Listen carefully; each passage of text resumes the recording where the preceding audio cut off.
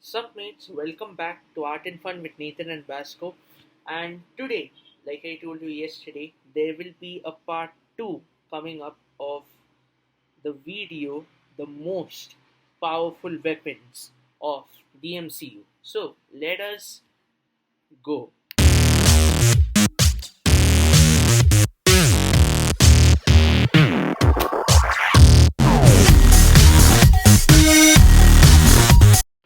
At number 1, we have the black hole grenades.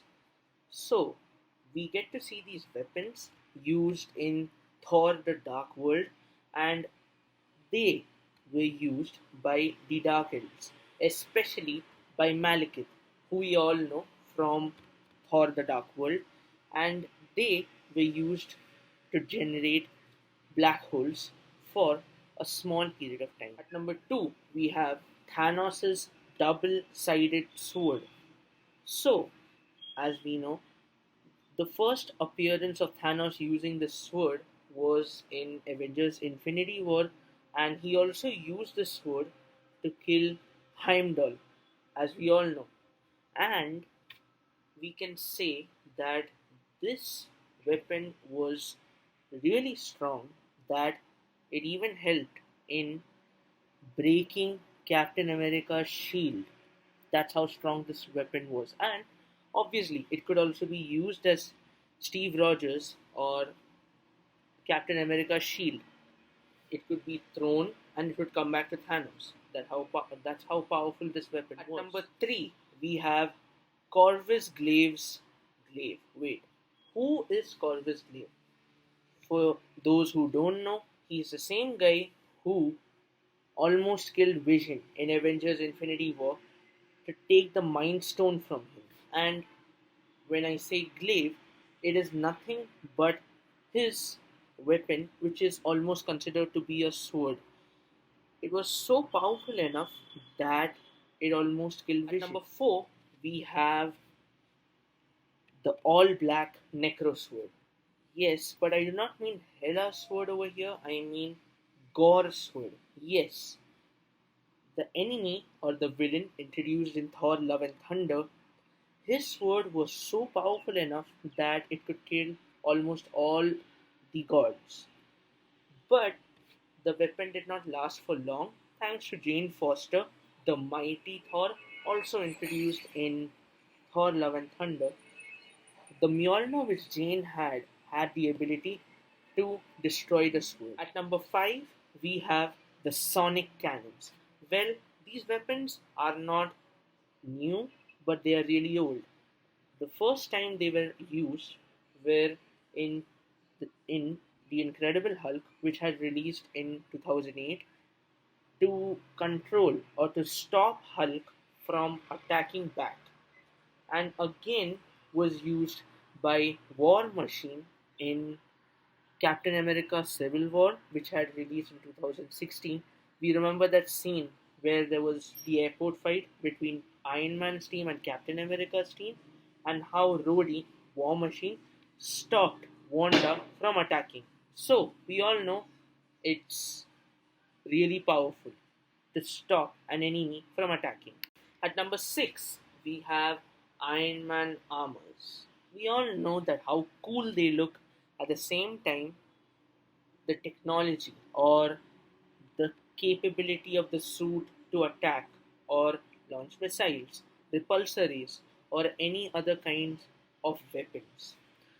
From 2008 to 2019, the suits have been upgraded, and we all know, just name it, the Hulkbuster armor from the Avengers Age of Ultron, or Mark 50, which had really advanced nanotechnology from Avengers Infinity War, and lastly, which we all would never forget, Mark 85 from Avengers Endgame, which could wield all the Infinity Stones and snap off or defeat Thanos and his army. Miss you, Iron Man. At number 7, we have Surtur's Twilight Sword. Yes, guys, the same sword used in Thor Ragnarok, and the same sword which Surtur had used to destroy Asgard. And we can say that this sword was quite powerful compared to Hela's Necro sword and even Gor's all black Necro sword. And we can say that Thor, even though he battled with Surtur and won, but he came back again with the help of the Eternal Flame, and with the sword, Asgard was destroyed. But like how Heimdall and Odin said, Asgard is just not a place, but it is a place where our people stand. Number 8 is the Hofin.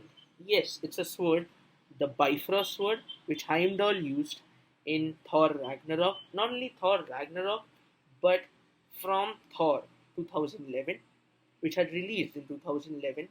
Basically, the sword had the power to open the Bifrost, and mostly Heimdall kept it as he was the gatekeeper, and all gatekeepers used this sword.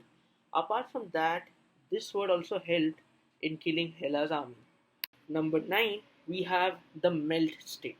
Wait, we can't say that this weapon can be that powerful because not many of us can see the Melt Stick being used that often. But in Thor Ragnarok, Jeff Goldblum, who played the Grandmaster in Thor Ragnarok, used it only once to, you can say, scare Thor or or make Thor embarrassed, but the stick had the power to melt a person by just placing it near the person who you want to kill or melt. At number 10, I'm going to include two weapons which have equal importance. One is the Cosmic Cube, and the other is the 10 rings. Well, you might be thinking, why is the Cosmic Cube that powerful? Wait, let me remind you guys.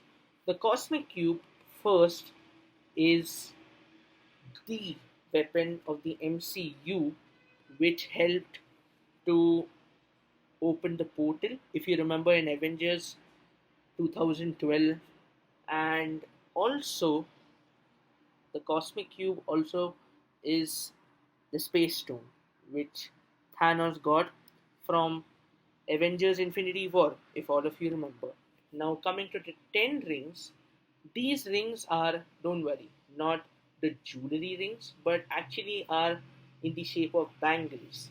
And it was owned by Zhu Wenwu, and if you remember from the movie Shang-Chi, the Lord of the Ten Rings, that's where he was introduced.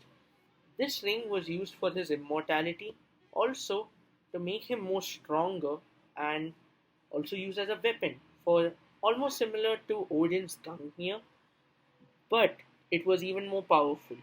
After Zhu Wenwu's death, it was given to his son Shang-Chi, who used these rings for the right purposes, unlike his father, who used it for the wrong purposes. So, guys, that's pretty much it. If you have liked the video, please like, share, and important thing, guys, subscribe. Please subscribe. Thank you.